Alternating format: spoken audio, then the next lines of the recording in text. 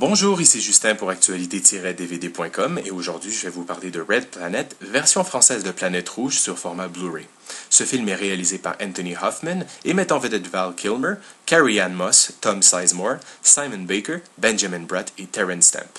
Distribué par Warner Brothers, le Blu-ray est disponible en magasin depuis le 26 juillet dernier.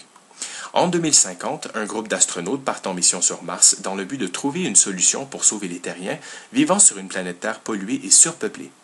Dans l'espoir de coloniser la planète rouge, les astronautes découvrent qu'elle renferme plusieurs secrets inattendus et qu'ils ne sont pas les seuls êtres vivants présents sur Mars. Sorti en 2000, Red Planet avait de grands espoirs de succès au box-office.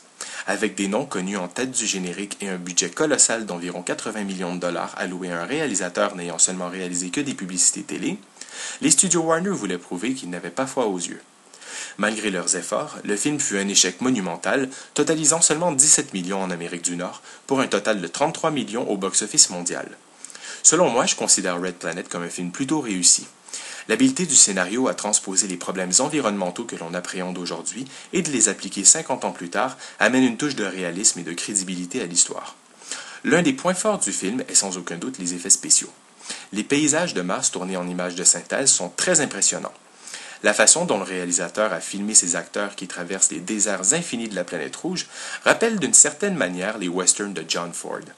Les déserts de l'Ouest américain jouaient toujours un rôle majeur dans ces films, avec ces panoramas montrant l'immensité des paysages et la petitesse de l'homme, et c'est ce que le réalisateur Anthony Hoffman accomplit le mieux. L'emphase sur les relations entre les personnages et leurs angoisses permettent aux talentueux acteurs d'apporter à leurs personnages respectifs une personnalité distincte. Carrie-Anne Moss, qui est prise au piège toute seule dans son vaisseau au beau milieu de l'univers, rappelle le personnage principal de 2001 l'Odyssée de l'espace, qui n'a comme compagnon que l'ordinateur parlant du vaisseau. Du côté technique, beaucoup plus de pistes sonores et de sous-titres sont disponibles sur le Blu-ray, contrairement à ce qu'indique la pochette.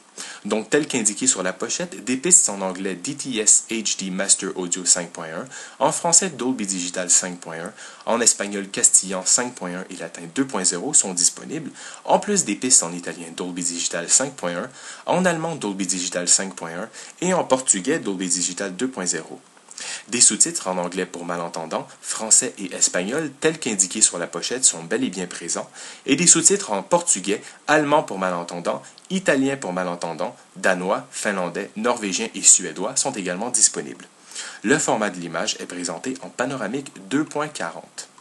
Les suppléments sont malheureusement limités à 8 scènes additionnelles sous-titrées en anglais, français, allemand, italien, espagnol et portugais, ainsi que la bande-annonce du film.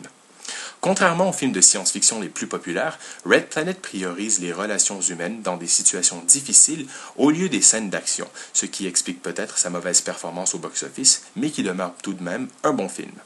C'était Justin, je vous remercie et bon visionnement.